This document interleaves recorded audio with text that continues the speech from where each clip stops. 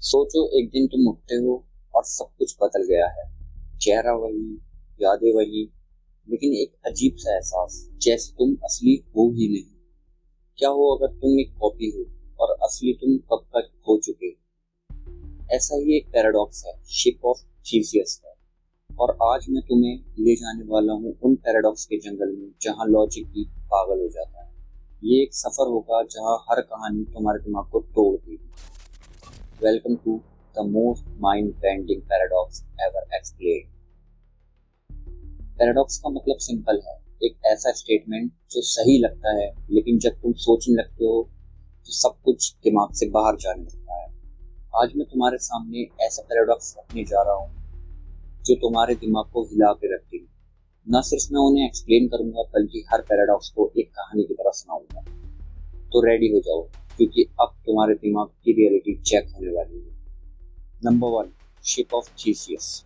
पुराने जमाने में एक शिप था, जीसीएस का शिप। उस शिप को म्यूजियम में रखा गया। सालों बाद उस शिप के पार्ट्स पुराने होने लगे और एक एक करके बदले जाने लगे। पहले एक प्लैंक, फिर सेल, फिर वो पूरा का पूरा फ्रेम। आखिर में पूरा शिप नया बन गया। अब सवाल ये है, क्या ये अब भी वही शिप ऑफ जीसीएस है? और अगर पुराने पार्ट्स को इकट्ठा करके एक और शिप बनाया जाए तो कौन सा शिप असली है?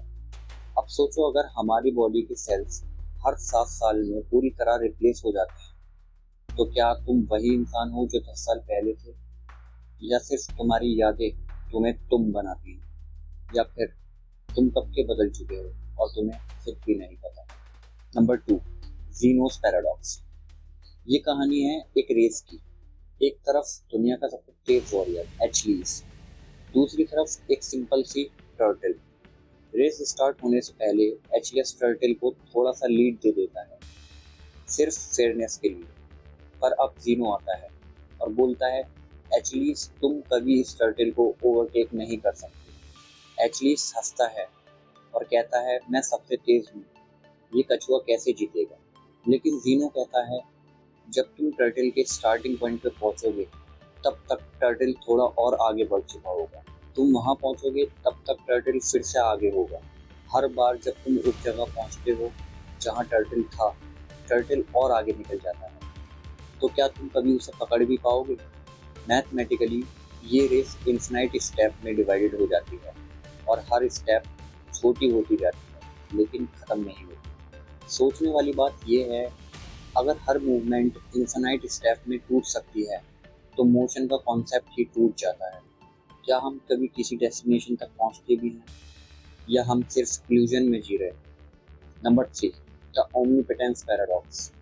एक वक्त की बात है, एक इंसान ने भगवान से पूछा, क्या आप इतने पावरफुल हो कि आप ऐसा पत्थर बना सकते हो जो आप खुद भी नहीं उठा सकते? अगर हाँ, तो वो पत्थर इतना भारी होगा कि भगवान भी नहीं उठा सकेंगे। मतलब वो ऑल पावरफुल नहीं हुए। अगर नहीं, तो इसका मतलब वो कुछ चीजें नहीं कर सकते, तब भी वो ऑल पावरफुल नहीं हुए। मतलब दोनों केसेस में पैराडॉक्स। क्या पावर का मतलब सब कुछ कर पाना होता है, या फिर पावर का मतलब सिर्फ पॉसिबिलिटीज तक सीमित है? ये पैराडॉक्स ना सिर्फ लॉजिक को हिलाता है बल्कि स्पिरिचुअलिटी को भी हिला देता है। क्या गॉड एक ऐसा पत्थर बना सकते हैं जो वो खुद भी ना उठा पाए? और अगर वो उस पत्थर को नहीं उठा सकते तो वो ऑल पावरफुल नहीं हुए। मतलब गॉड की भी एक limits. Number four, the paradox of tolerance. एक परफेक्ट वर्ल्ड जहाँ सबको फ्रीडम है बोलने की, जीने की, सोचने की। हर वॉइस को सुनना, ये डेमोक्रेसी का रूल है। लेकिन एक दिन कुछ लोग आए जिन्होंने कहा, हम उन लोगों से नफरत करते हैं जो हमसे अलग हैं। सोसाइटी बोली, चलो इनकी बात भी सुन लेते हैं, टॉलरेंस ही तो सब कुछ है। धीरे धीरे ये लोग पावरफुल होते गए और फिर उन्होंने कह दिया, अब सिर्फ हमारी बात चलेगी और बाकी सब खत्म। पैराडॉक्स ऑफ टॉलरेंस कहता है, अगर हम सब कुछ टॉलरेट करते हैं तो एक दिन ऐसे लोग आएंगे जो इनटॉलरेट होंगे और वो टॉलरेंस को भी खत्म कर देंगे। तो क्या अल्टीमेट टॉलरेंस का मतलब ये है कि हमें इनटॉलरेंस को टॉलरेट नहीं करना चाहिए? इसका आंसर कमेंट सेक्शन में जरूर बताएं। Number five, the liar paradox. सोचो, एक आदमी कहता है, मैं झूठ बोल रहा हूँ। अब पकड़ो इसका मतलब। अगर वो झूठ बोल रहा है तो मतलब वो सच बोल रहा है कि वो झूठ बोल रहा है। पर अगर वो सच बोल रहा है तो फिर वो झूठ नहीं बोल रहा है, और अगर वो झूठ नहीं बोल रहा तो फिर उसका कहना मैं झूठ बोल रहा हूँ झूठ हुआ। मतलब उसका हर शब्द अपने आप को काट रहा है। ये है लायर्स पैराडॉक्स, एक ऐसा स्टेटमेंट जो अपनी क्रेडिबिलिटी को डिस्ट्रॉय करता है। इंटरनेट पर तुमने देखा होगा, इग्नोर दिस मैसेज या this page is internationally left blank, these are not just jokes. ये पैराडॉक्स है जहाँ लॉजिक कोलैप्स हो जाता है। क्या हर सच झूठ बन सकता है? और क्या झूठ सच बन जाता है अगर उसे सच मान लिया जाए तो? Number 6, Schrödinger's cat. क्वांटम दुनिया में लॉजिक नहीं चलती, प्रोबेबिलिटी चलती है। एरविन श्रोडिंगर ने सोचा, एक कैट को एक बॉक्स में रखो और उसके साथ एक रेडियो एक्टिव एटम और पॉइजन। अगर एटम डिके करता है तो पॉइजन रिलीज होता है और कैट मर जाती है। अगर नहीं करता तो कैट जिंदा रहती है। अब जब तक तुम बॉक्स नहीं खोलते, कैट जिंदा भी है और मरी भी। दोनों स्टेट एक साथ एग्जिस्ट करती हैं। जब तुम देखते हो, तुम्हारा ऑब्जर्वेशन रियलिटी को डिफाइन करता है। सोचो, क्या तुम्हारे देखने से ही दुनिया बदलती है? और क्या तुम्हारे बिना कुछ भी real?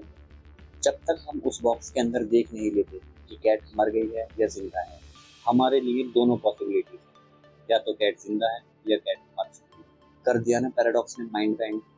Number 7, the barber paradox. एक विलेज में एक बार्बर था। उसने रूल बनाया, मैं सिर्फ उन लोगों को शेव करता हूँ जो अपने आप को शेव नहीं करते। सब सिंपल लगता है, पर एक सवाल, बार्बर अपने आप को शेव करता है या नहीं? अगर करता है तो रूल के मुताबिक वो सिर्फ उनको शेव करता है जो खुद को शेव नहीं करते, मतलब उसे खुद की शेव नहीं करना चाहिए। अगर नहीं करता तो रूल के हिसाब से उसे अपने आप को शेव करना चाहिए। दोनों कंडीशन में कॉन्ट्राडिक्शन है। तो इसका सॉल्यूशन क्या है? शायद ये पैराडॉक्स इसलिए एग्जिस्ट करता है क्योंकि कुछ सिस्टम्स खुद में लॉजिकली फ्लॉड होते हैं। Number 8, the unexpected hanging paradox. एक जज ने एक कैदी से कहा, तुम्हें अगले हफ्ते फांसी दी जाएगी, किसी भी दिन हो सकती है, मंडे से फ्राइडे के बीच, लेकिन उस दिन मिलेगी जिस दिन तुम सोच भी नहीं रहे होगे।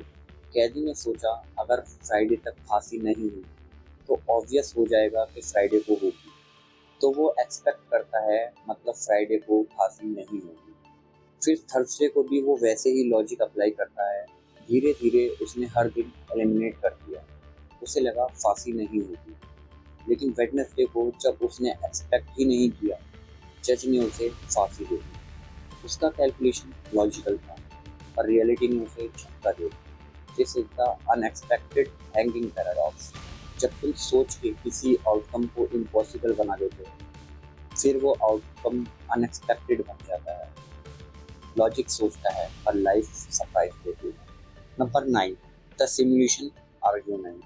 एक थ्योरी कहती है, फ्यूचर में जब टेक्नोलॉजी इतनी एडवांस हो जाएगी तो ह्यूमंस अपने एंसेस्टर्स के लिए वर्चुअल सिमुलेशन बन जाएंगे, इतनी रियल कि अंदर के लोगों को लगेगा ये उनकी असली जिंदगी। अब सवाल ये है, अगर ऐसे इन्फिनाइट सिमुलेशन बनाए जा सकते हैं तो प्रोबेबिलिटी है हम खुद भी एक सिमुलेशन में हैं।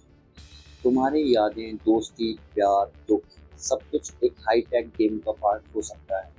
और अगर तुम ग्लिच महसूस करते हो, जैसे डेजा वू, सेम ड्रीम्स, लॉजिक फेलिंग, तो हो सकता है तुम्हें शायद कोई अपडेट मिल रहा हो। रियलिटी क्या है? तुम कौन हो? या तुम सिर्फ एक वेल रिटन कोड हो? ये पर्सनली मेरा फेवरेट पैराडॉक्स है। अपना फेवरेट पैराडॉक्स कमेंट सेक्शन में जरूर लिखो। Number 10, the teleportation problem. Teleportation future का सपना है।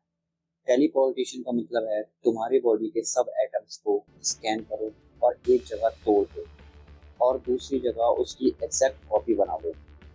लेकिन असली सवाल ये है, जो कॉपी बना, क्या वो तुम हो? क्योंकि तुम्हारे ओरिजिनल बॉडी को डिस्ट्रॉय कर दिया गया।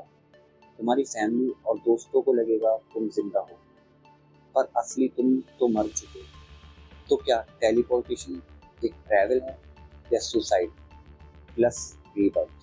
If every memory, thought and sleeping is copied, क्या कॉन्शियसनेस भी कॉपी होती है? या फिर तुम्हारा मैं वही था जो मर गया। ये दुनिया तुम्हें सिंपल लगती है, लेकिन हर कॉर्नर में पैराडॉक्स छुपे हुए हैं। हर क्वेश्चन का आंसर और हर आंसर में नए सवाल। तो अगली बार जब तुम किसी को 100% रियल समझो, एक बार फिर सोचना, शायद सब कुछ इल्यूजन है, शायद तुम भी। Number 11, the boot strap paradox. एक आदमी फ्यूचर से एक मैनुअल लाता है टाइम मशीन बनाने का।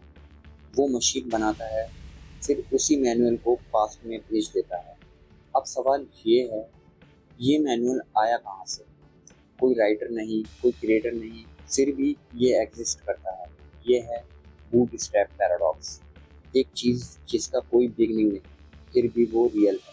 टाइम ट्रेवल में ऐसे पैराडॉक्स फ्यूचर और पास्ट को मिक्स कर देते हैं और रियलिटी का ओरिजिन खो जाता है। Number 12, the paradox of value diamond versus water. सोचो तुम एक डेजर्ट में हो, तुम्हें प्यास लगी है और तुम्हारे पास एक गिलास पानी और एक डायमंड है। तुम क्या चुनोगे? ऑफ कोर्स पानी। लेकिन सोसाइटी में डायमंड ज़्यादा वैल्यूएबल माना जाता है। तो पैराडॉक्स ये है, जिस चीज़ के बिना हम मर जाएं, उसकी वैल्यू मार्केट में कम क्यों है? पानी प्राइसलेस होना चाहिए, पर है चीप। डायमंड यूजलेस है, फिर भी कॉस्टली। क्या वैल्यू बस इल्यूजन है? कमेंट सेक्शन में बताएं, आप डायमंड या पानी क्या चूज करें? The omni science paradox.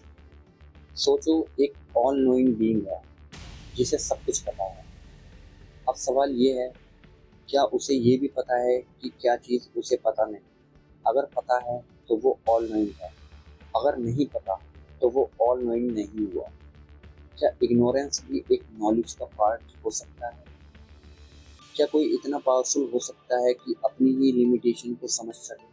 Knowing what you don't know, शायद ये ही सबसे बड़ी पैराडॉक्स है। ऑलराइट गाइस, ये थे आज के माइंड बेंडिंग पैराडॉक्स। ऐसे ही और पैराडॉक्सेस के लिए वीडियो को लाइक करें और चैनल को सब्सक्राइब करें और अपना फेवरेट पैराडॉक्स कमेंट सेक्शन में लिखना ना भूलें। और stay tuned for the next video.